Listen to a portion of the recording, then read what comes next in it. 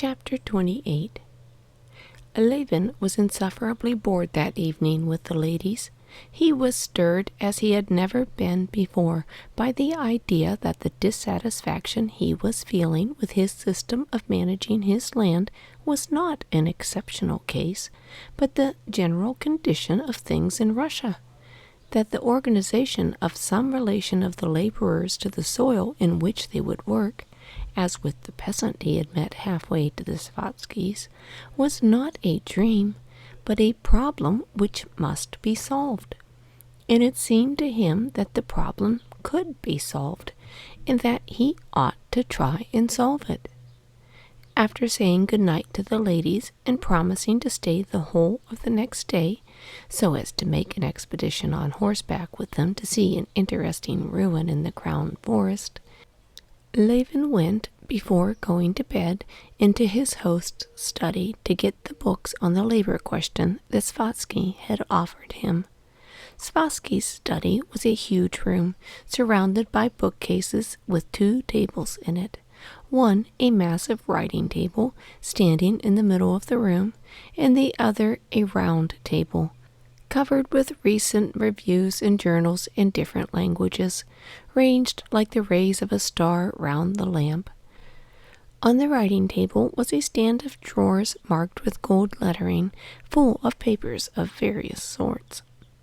Svatsky took out the books and sat down in a rocking chair. "What are you looking at there?" he said to Levin, who was standing at the round table looking through the reviews.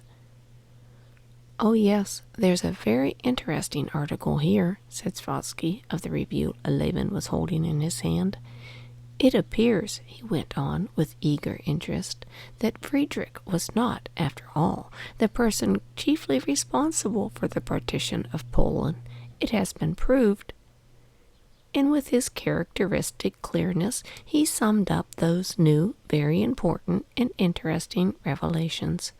Although Levin was engrossed by the moment by his ideas about the problem of the land, he wondered, as he heard Svatsky, what is there inside of him, and why is he interested in the partition of Poland? When Svatsky had finished, Levin could not help asking, "Well, and what then?" But there was nothing to follow. It was simply interesting that it had been proved to be so and so. But Svatsky did not explain, and he saw no need to explain why it was interesting to him. "Yes, but I was very much interested by your irritable neighbor," said Levin, sighing. "He's a clever fellow, and he said a lot that was true." "Oh, get on with you. An inveterate supporter of serfdom at heart, like all of them," said Svatsky. "Whose marshal you are."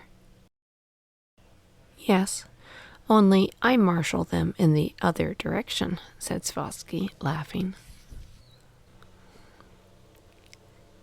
"I'll tell you what interests me very much," said Levin.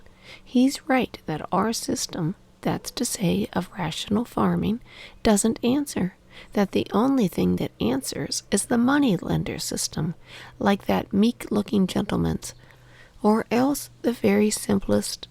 Whose fault is it?" "Our own, of course. Besides, it's not true that it doesn't answer. It answers with Vasilchikov." "A factory." "But I really don't know what it is you're surprised at. The people are at such a low state of rational and moral development that it's obvious they're bound to oppose everything that's strange to them. In Europe, a rational system answers because the people are educated. It follows that we must educate the people. That's all." "But how are we to educate the people?" "To educate the people, 3 things are needed: schools and schools and schools." "But you said yourself the people are at such a low stage of material development. What help are schools for that?" "Do you know, You remind me of the story of the advice given to the sick man. You should try purgative medicine. I took it. I was worse. Try leeches. I've tried them. Worse. Well then, there's nothing left but to pray to God. I tried it. I'm worse. That's just how it is with us. I say political economy, you say worse. I say socialism, you say worse. I say education, you say worse. But how do schools help matters? They give the peasants fresh wants. Well, that's a thing I've never understood, Levin replied with heat. In what way are schools going to help the people improve their material position? You say schools, education, will give them fresh wants. So much the worse, since they won't be capable of satisfying them. And in what way a knowledge of addition and subtraction in the catechism is going to improve their material condition, I never could make out. The day before yesterday, I met a peasant woman in the evening with a little baby. I asked her where she was going. She said she was going to the wise woman. Her boy had screaming fits, so she was taking him to be doctored. I asked, how does the wise woman cure screaming fits? She puts the child on the hen roost and repeats some kind of charm. Well now, here, you're saying it yourself. What's wanted to prevent her taking the child to the hen roost to cure it of screaming fits is, Svatsky said, smiling good-humoredly. Oh, no, said Levin with annoyance. That method of doctoring I merely meant as a simile for doctoring the people with schools. The people are poor and ignorant. That we see as surely as the peasant woman sees the baby is ill because it screams. But in what way this trouble of poverty and ignorance is to be cured by schools is as incomprehensible as how the hen roost affects the screaming. What has to be cured is what makes him poor. Well, in that, at least, you're in agreement with Spencer, whom you dislike so much. He says, too, that education may be the consequence of greater prosperity and comfort, of more frequent washing, as he says, but not of being able to read and write. Well, then, I'm very glad, or the contrary, very sorry, that I'm in agreement with Spencer, only I've known it a long while. Schools can do no good. What will do good is an economic organization in which the people will become richer, will have more leisure, and then there will be schools. Still, all over Europe now, schools are obligatory. And how far do you agree with Spencer yourself about it? Asked Levin. But there was a gleam of alarm in Svatsky's eyes, and he said, smiling, No, the screaming story is positively capital. Did you really hear it yourself? Levin saw that he was not to discover the connection between this man's life and his thoughts. Obviously, he did not care in the least what his reasoning led him to. All he wanted was the process of reasoning. And he did not like it when the process of reasoning brought him into a blind alley. That was the only thing he disliked, and avoided it by changing the conversation to something agreeable and amusing. All the impressions of the day, beginning with the impression made by the old peasant, which served, as it were, as the fundamental basis of all the conceptions and ideas of the day, threw Levin into violent excitement. This dear good Svatsky, keeping a stock of ideas simply for social purposes, and obviously having some other principles hidden from Levin, while with the crowd, whose name is Legion, he guided public opinion by ideas he did not share. That irascible country gentleman, perfectly correct in the conclusions that he had been worried into by life, but wrong in his exasperation against a whole class, in that best class in Russia. his own dissatisfaction with the work he had been doing, and the vague hope of finding a remedy for all this. All was blended into a sense of inward turmoil in anticipation of some solution near at hand. Left alone in the room assigned him, lying on a spring mattress that yielded unexpectedly at every movement of his arm or leg, Levin did not fall asleep for a long while.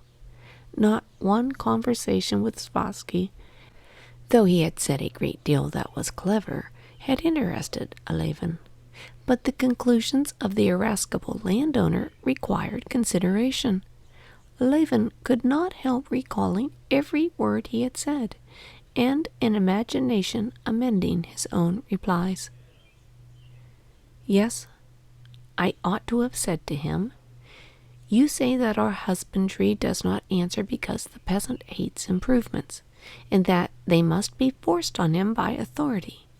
If no system of husbandry answered at all without these improvements, you would be quite right. But the only system that does answer is where the laborer is working in accordance with his habits, just as on the old peasant's land halfway here. Your and our general dissatisfaction with the system shows that either we are to blame or the laborers.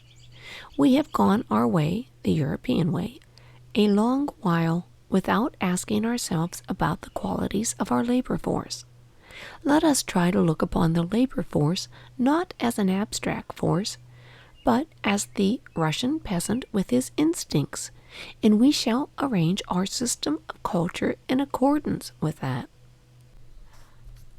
Imagine, I ought to have said to him, that you have the same system as the old peasant has, that you have found means of making your laborers take an interest in the success of the work, and have found the happy mean in the way of improvements which they will admit, and you will, without exhausting the soil, get twice or 3 times the yield you got before. Divide it in halves, get half as the share of labor, the surplus left you will be greater, and the share of labor will be greater too. And to do this, one must lower the standard of husbandry and interest the laborers in its success. How to do this? That's a matter of detail, but undoubtedly it can be done. This idea threw Levin into a great excitement. He did not sleep half the night, thinking over in detail the putting of his ideas into practice.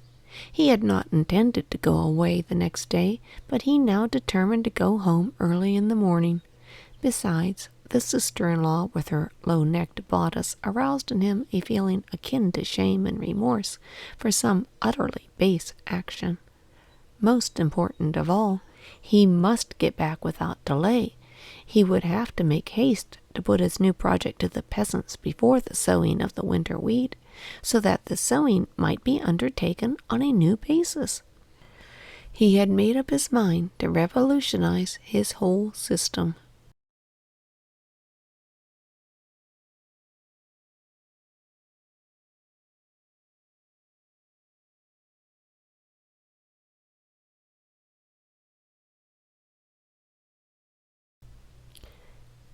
Chapter 29. The carrying out of Levin's plans presented many difficulties, but he struggled on, doing his utmost, and attained a result which, though not what he desired, was enough to enable him, without self-deception, to believe that the attempt was worth the trouble. One of the chief difficulties was that the process of cultivating the land was in full swing, that it was impossible to stop everything and begin it all again from the beginning, and the machine had to be mended while in motion. When on the evening that he arrived home he informed the bailiff of his plans, the latter, with visible pleasure, agreed with what he said, so long as he was pointing out that all that had been done up to that time was stupid and baseless. The bailiff said that he had said so a long while ago, but no heed had been paid to him. But as for the proposal made by Levin, to take a part as shareholder with his laborers in each agricultural undertaking, At this, the bailiff simply expressed a profound despondency, and offered no definite opinion, but began immediately talking of the urgent necessity of carrying the remaining sheaves of rye the next day, and of sending the men out for the second plowing, so that Levin felt that this was not the time for discussing it. On beginning to talk to the peasants about it, and making a proposition to cede them the land on new terms, he came into collision with the same great difficulty, that they were so much absorbed by the current work of the day that they had not time to consider the advantages and disadvantages of the proposed scheme. The simple-hearted Ivan, the cowherd, seemed completely to grasp Levin's proposal that he should with his family take a share of the profits of the cattle yard, and he was in complete sympathy with the plan. But when Levin hinted at the future advantages, Ivan's face expressed alarm and regret that he could not hear all he had to say, and he made haste to find himself some task that would admit of no delay. He either snatched up the fork to pitch the hay out of the pens, or ran to get water. Another difficulty lay in the invincible disbelief of the peasant that a landowner's object could be anything else other than a desire to squeeze all he could out of them. They were firmly convinced that his real aim, whatever he might say to them, would always be in what he did not say to them. And they themselves, in giving their opinion, said a great deal, but never said what was their real object. Moreover, Levin felt that the irascible landowner had been right. The peasants made their first and unalterable condition of any agreement whatever that they should not be forced to any new methods of tillage of any kind, nor to use new implements. They agreed that the modern plow plowed better, that the scarifier did the work more quickly, but they found thousands of reasons that made it out of the question for them to use either of them, and though he had accepted the conviction that he would have to lower the standard of cultivation, he felt sorry to give up improved methods, the advantages of which were so obvious. But in spite of all these difficulties, he got his way, and by autumn the system was working, or so at least it seemed to him. At first Levin had thought of giving up the whole farming of the land just as it was to the peasants, the laborers, and the bailiff on new conditions of partnership. But he was very soon convinced that this was impossible, and determined to divide it up. The cattle yard, the garden, hayfields, and arable land, divided into several parts, had to be made into separate lots. The simple-hearted cowherd, Ivan, who Levin fancied understood the matter better than any of them, collecting together a gang of workers to help him, principally of his own family, became a partner in the cattle yard. A distant part of the estate, a tract of waste land that had lain fallow for 8 years, was, with the help of the clever carpenter, taken by 6 families of peasants on new conditions of partnership, and the peasant Shurev took the management of all the vegetable gardens on the same terms. The remainder of the land was still worked on the old system, but these 3 associated partnerships were the first step to a new organization of the whole, and they completely took up Levin's time. It is true that in the cattle yard things went no better than before, and Ivan strenuously opposed warm housing for the cows and butter made of fresh cream, affirming that the cows require less food if kept cold, and that butter is more profitable made from sour cream. And he asked for wages just as under the old system, and took not the slightest interest in the fact that the money he received was not wages, but an advance out of his future share of profits. It is true that Fyodor Ryzanov's company did not plow over the ground twice before sowing, as had been agreed, justifying themselves on the plea that the time was too short.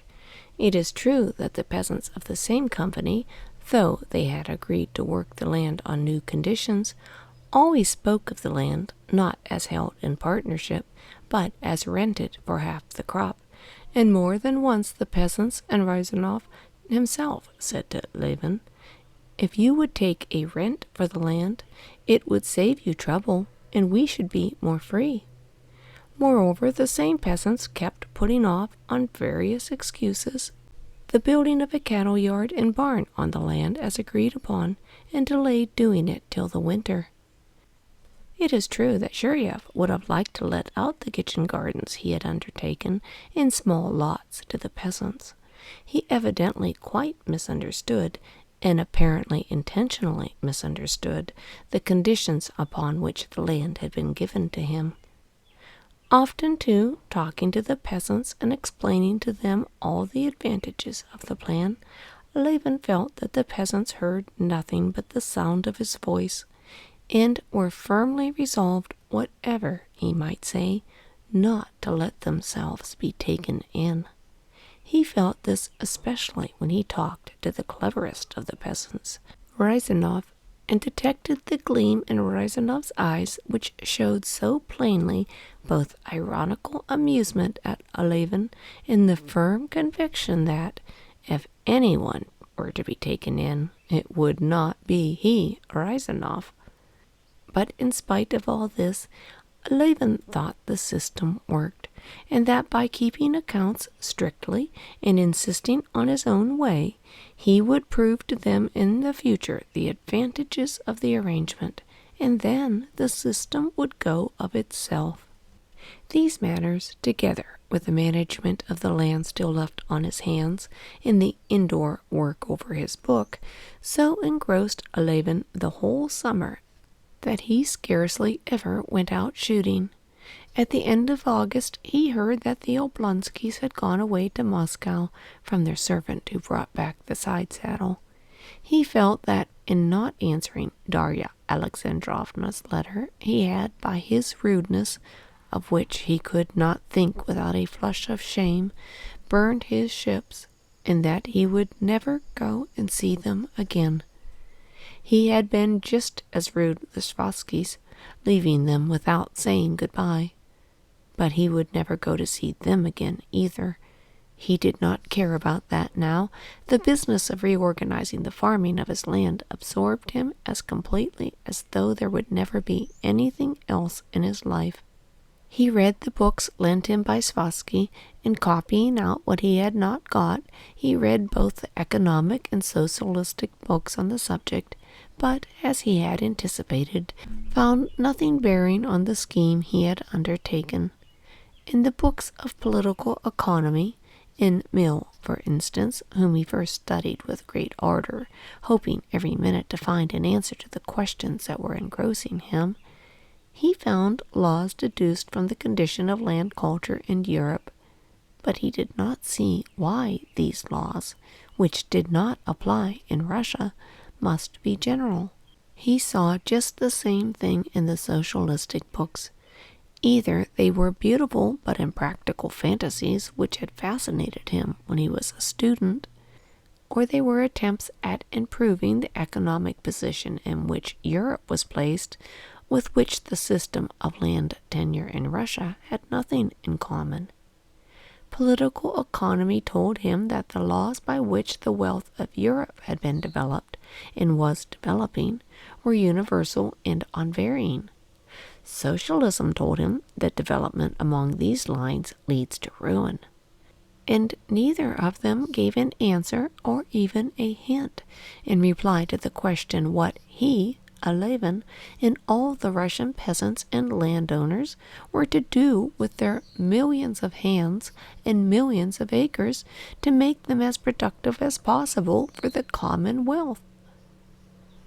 Having once taken the subject up, he read conscientiously everything bearing on it, and intended in the autumn to go abroad to study land systems on the spot, in order that he might not on this question be confronted with what so often met him on various subjects. Often Just as he was beginning to understand the idea in the mind of anyone he was talking to, and was beginning to explain his own, he would suddenly be told, "But Kaufman, but Jones, but Du Bois, you haven't read them? They've thrashed out that question thoroughly." He saw now distinctly that Kaufman had nothing to tell him. He knew what he wanted. He saw that Russia has splendid land, splendid laborers, and that in certain cases, as at the peasants on the way to Svatsky's, the produce raised by the laborers and the land is great. In the majority of cases, when capital is applied in the European way, the produce is small, and that this simply arises from the fact that the laborers want to work and work well only in their own peculiar way, and that this antagonism is not incidental but invariable, and has its roots in the national spirit. He thought that the Russian people, whose task it was to colonize and cultivate vast tracts of unoccupied land, consciously adhered, till all their land was occupied, to the methods suitable to their purpose, and that their methods were by no means so bad as was generally supposed. And he wanted to prove this theoretically in his book, and practically on his land.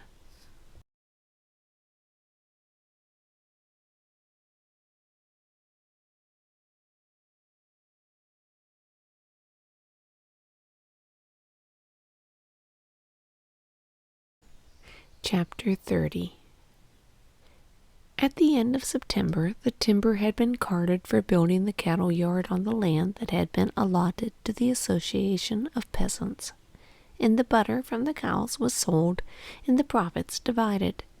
In practice, the system worked capitally, or at least so it seemed to Levin. In order to work out the whole subject theoretically, and to complete his book, which, in Levin's daydreams, was not merely to effect a revolution in political economy, but to annihilate that science entirely, and to lay the foundation of a new science of the relation of the people to the soil, all that was left to do was to make a tour abroad, and to study on the spot all that had been done in the same direction, and to collect conclusive evidence that all that had been done there was not what was wanted. Levin was only waiting for the delivery of his wheat to receive the money for it and to go abroad. But the rains began, preventing the harvesting of the corn and potatoes left in the fields, and putting a stop to all work, even to the delivery of the wheat. The mud was impassable along the roads. 2 mills were carried away, and the weather got worse and worse. On the 30th of September, the sun came out in the morning, and hoping for fine weather, Levin began making final preparations for his journey. He gave orders for the wheat to be delivered, sent the bailiff to the merchant to get the money owing him, and went out himself to give some final directions on the estate before setting off. Having finished all his business, soaked through with the streams of water which kept running down the leather behind his neck and his gaiters, but in the keenest and most confident temper, Levin returned homewards in the evening. The weather had become worse than ever towards evening. The hail lashed the drenched mare so cruelly that she went sideways, shaking her head and her ears.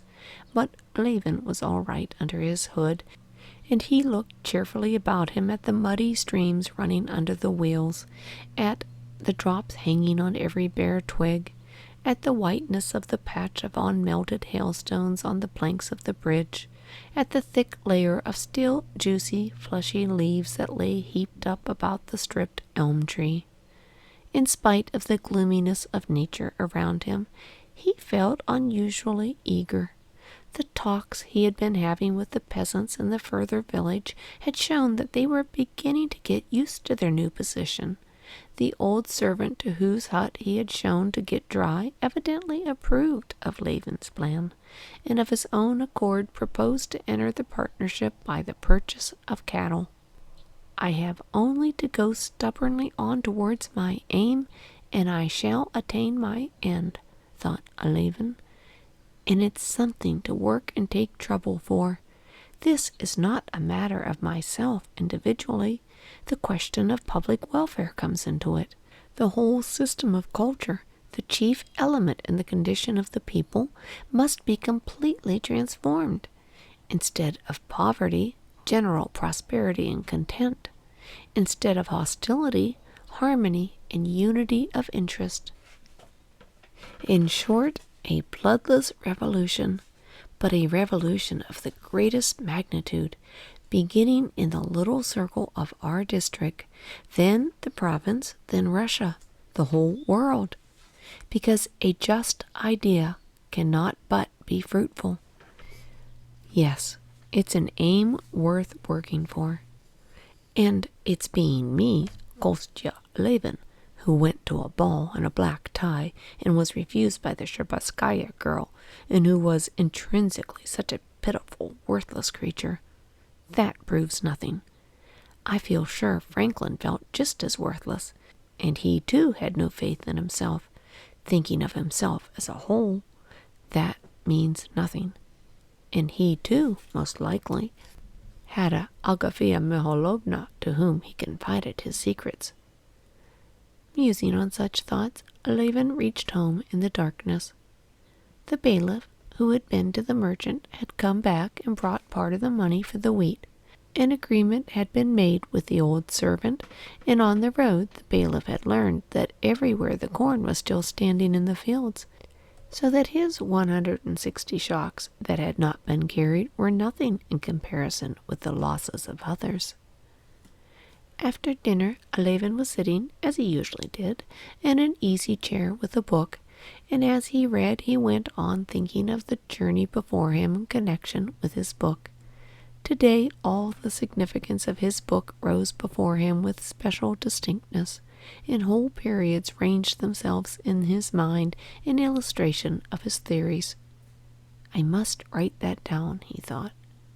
That ought to form a brief introduction, which I thought unnecessary before. He got up to go to his writing table, and Laska, lying at his feet, got up too, stretching and looking at him as though to inquire where they were going. But he had not time to write it down, for the head peasants had come round, and Levin went out in the hall to them. After giving directions about the labors of the next day, and seeing all the peasants who had business with him, Levin went back to his study and sat down to work. Laska lay down under the table. Agafea Mikhailovna settled herself in her place with her stocking. After writing for a little while, Levin suddenly thought with exceptional vividness of Kitty, her refusal, in their last meeting. He got up and began walking round the room. "What's the use of being dreary?" said Agafea Mikhailovna. "Come, why do you stay at home? You ought to go to some warm springs, especially now that you're ready for your journey." "Well, I am going away the day after tomorrow, Agafea Mikhailovna. I must finish my work." There, your work, you say, as if you hadn't done enough for the peasants. Why, as 'tis, they're saying, your master will be getting some honor from the Tsar for it. Indeed, and it is a strange thing. Why need you worry about the peasants?" "I'm not worrying about them. I'm doing it for my own good." Agafea Mikhailovna knew every detail of Levin's plans for his land. Levin often put his views before her in all their complexity, and not uncommonly he argued with her and did not agree with her comments. But on this occasion she entirely misinterpreted what he had said. "Of one's soul's salvation we all know and must think before all else," she said with a sigh.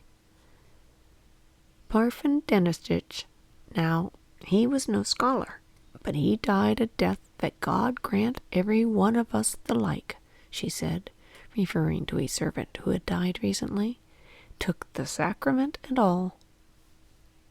"That's not what I meant," said he. "I mean that I'm acting for my own advantage, It's all the better for me if the peasants do their work better. Well, whatever you do, if he's a lazy good-for-naught, everything'll be at 6s and 7s.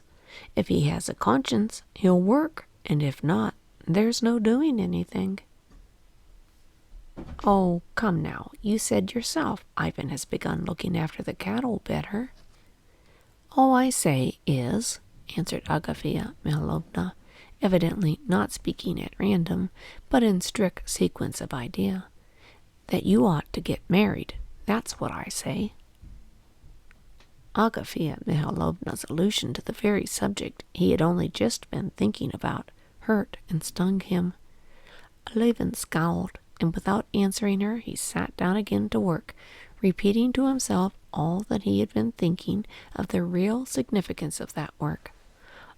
Only at intervals he listened in the stillness to the click of Agafea Mihalovna's needles, and recollecting what he did not want to remember, he frowned again.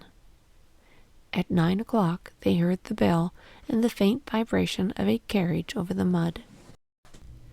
"Well, here's visitors come to us, and you don't be dull," said Agafea Mihalovna, getting up and going to the door. But Levin overtook her. His work was not going well now, and he was glad of a visitor, whoever it might be.